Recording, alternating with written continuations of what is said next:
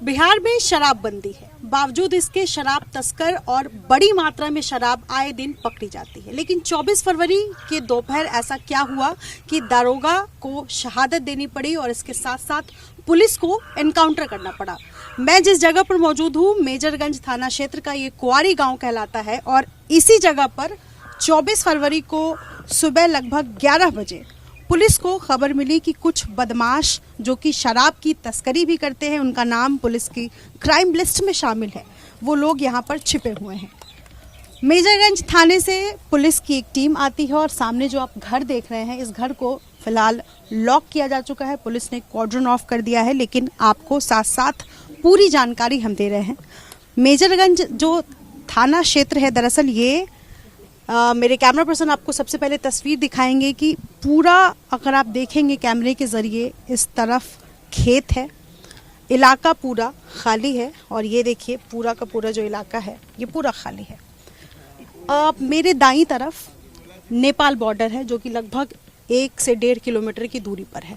अब आप समझ सकते हैं कि बिहार में शराबबंदी का कानून आए हुए लगभग 4 साल से ऊपर बीत चुके हैं, 5 साल से ज़्यादा हो चुका है, लेकिन नेपाल से तस्करी की जाती रही है। लेकिन 24 फरवरी को एएसआई और उसके साथ साथ जो इंस्पेक्टर थे वो लोग यहाँ पर आए और इस जगह पर मुठभेड़ हुई और ऐसा बताया जा रहा है कि जो बदमाश थे, जिनकी संख्या करीब करीब 3 लोग थे, और उन लोगों ने भी अंधाधुंध फायरिंग की और फायरिंग के बाद दिनेश राम को यहाँ पर अपनी जान गंवानी पड़ी। कई और यहाँ पर घर मुझे दिखाई दे रहे हैं। इनमें जो महिलाएं थी, उन महिलाओं ने क्या देखा, मैं कोशिश करूंगी इन लोगों से बात करने की। और यहाँ पर 2 महिलाएं हैं और इन लोगों ने क्या कुछ देखा, क्या इनको पहले से पता था कि यहाँ पर बदमाश जो है वो छिपे हुए हैं, आते रहते हैं, और अगर आते हैं तो इन लोगों ने कभी शिकायत क्यों नहीं की। क्या नाम है आपका? पुतुल देवी। पुतुल देवी, आप यहीं रहती हैं? हाँ, मैं यहीं पर रहते हैं। पुतुल जी, ये बताइए 24 फरवरी को क्या हुआ, आपने क्या कुछ देखा, विस्तृत तरीके से बताइए।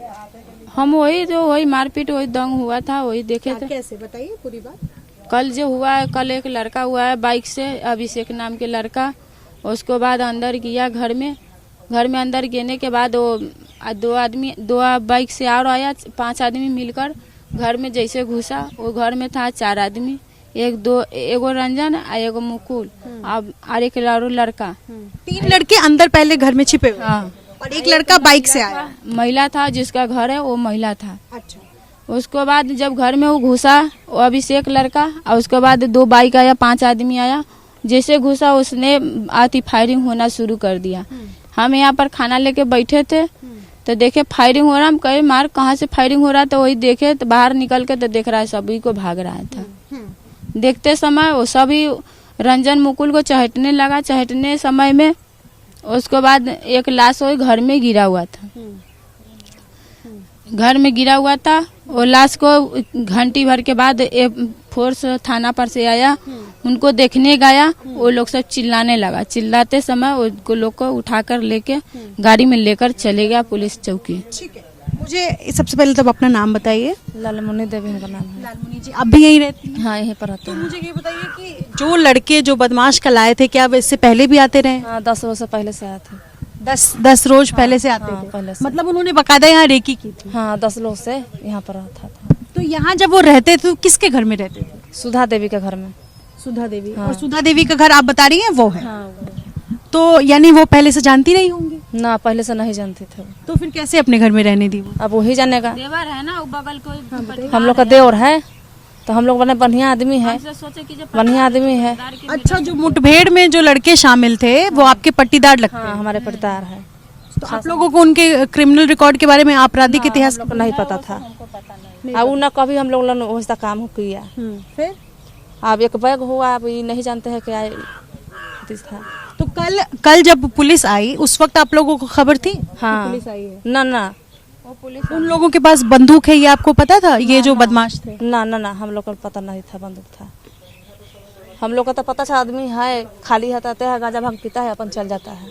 गांजा भांग पीते थे? शराब भी पीते थे? ना, शराब नहीं पीते थे, शराब न पीते रहा। आपके घर में कभी या आसपास में आपने कभी शराब की बोतलें देखी हो या? कभी नहीं देखे हम लोग। कभी इस शराब का कामे न करत रहलक हा, गाजा भांग पीत रहलक हा, अपन रहत रहलक हा, दोसर कोनो कामे उ न करत रहलक लड़का सब। आ थोड़ा गोली का फायर होने लगा, तो गोली का फायर हुआ, उसको 1 घंटा के बाद सुने हैं रंजन सिंह का गोली मार दिया है। प्रशासन आया, घर में घुसा तो मैं से निकाला 1 घंटा के बाद। उसके बाद से कुछ भी हुआ नहीं जानते हैं। क्या नाम आपका? लालमुनि देवी। तो देखिए, ये लालमुनि देवी हैं और ये पुतुल देवी हैं, दोनों का घर इस आसपास में है। और जैसा कि ये लोग आरोप लगा रहे हैं कि ये बगल में सुधा देवी का घर है और सुधा देवी का बेटा और जो 3 लड़के उस गैंग में शामिल थे वो सभी एक दूसरे को जानते पहचानते थे, बल्कि इनके पट्टीदार लगते थे, गांव के ही थे। और इन महिलाओं को उनके आपराधिक इतिहास के बारे में नहीं पता था। लेकिन आपको एक बार और जरा घटनास्थल की तस्वीर दिखा दूं। ये जो आप जगह देख रहे हैं, इसकी बकायदा रेकी की है। जैसा कि ये महिलाएं बता रही हैं कि पिछले 10 दिन से लगातार वो यहाँ आते रहे हैं, लेकिन शराब की बोतलें क्या उनके साथ है इस बारे में इन महिलाओं को नहीं पता था। दूसरी तरफ मैं आपको खेत भी दिखा दूं कि ये पूरा का पूरा सुनसान इलाका है, यानी कि उनके लिए आसान रहा होगा इस जगह की रेकी करना, प्लान बनाना। लेकिन इस पूरे घटनाक्रम के पीछे क्या वजह रही, क्यों पुलिस को बकायदा रेकी करके या प्लान करके एनकाउंटर करना पड़ा। स्थानीय पत्रकार भी हमारे साथ इस वक्त यहाँ पर मौजूद है। और सर, आपसे एक तो आपने अपना नाम बताया। शशि शेखर। आप इस इलाके में को अच्छी तरीके से जानते हैं? जी, लगभग। तो यहाँ से मुझे बताइए कि 1 किलोमीटर की दूरी पर थाना है, दाईं तरफ जो है वो बॉर्डर इलाका पड़ता है। फिर ऐसा क्या हुआ कि पुलिस को एनकाउंटर करना पड़ा? यानी कि पुलिस को पहले से पता रहा होगा इस बारे में। देखिए, यहाँ का प्रशासन निष्क्रिय है। इसके लिए कल यहाँ के स्थानीय लोग, यहाँ के जनप्रतिनिधि सभी लोगों ने एसपी से मिलकर शिकायत भी की कि यहाँ का थाना अध्यक्ष इतना लूज है, जिस कारण जो है अपराधियों का जमावड़ा लगा रहता है। सूचना देने पर भी कोई कार्रवाई नहीं होती है। यहाँ सीमावर्ती क्षेत्र में दर्जनों शराब के कुटीर उद्योग चल रहे हैं, उसको कहिए, और उस पर कोई कार्रवाई नहीं हो रही है। इस इलाके में बड़ी आसानी से सब शराब लेकर आते जाते हैं। बिल्कुल, आपको जगह जगह शाम में पहले जैसा ही बिहार दिखाई देगा। यहाँ सब माने शाम हुआ और सब मस्ती में दिखेंगे आपको बाकायदा, कहीं कोई दिक्कत नहीं हो रही है। इस तरीके नाम के लिए शराबबंदी है, बाकी कुछ नहीं है। तो क्या पुलिस इससे पहले भी छापेमारी करके शराब तस्करों को पकड़ी है या ऐसा पहली बार हुआ है इस इलाके में? नहीं, शराब तो अक्सर रोज पकड़ी जा रही है और दर्जनों मामले थाने में हैं, लेकिन उस पर कोई कार्रवाई नहीं हो पाई है आज तक। हाँ, शराब पकड़ा गया तो तस्कर नहीं, तस्कर पकड़ा गया तो उसको 1-2 बोतल, जिसका 1-2 दिन में फिर से बेल जमानत मिल जाना है, फिर से वो अपना और बढ़ चढ़ के धंधा शुरू कर देता है।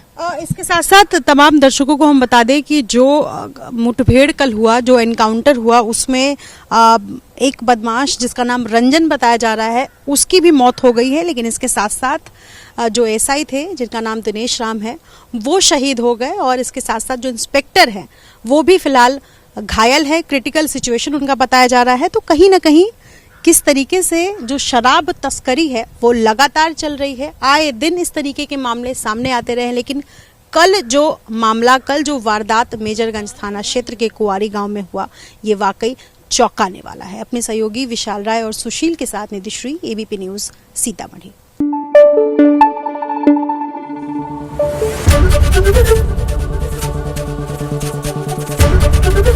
एबीपी न्यूज आपको रखे आगे।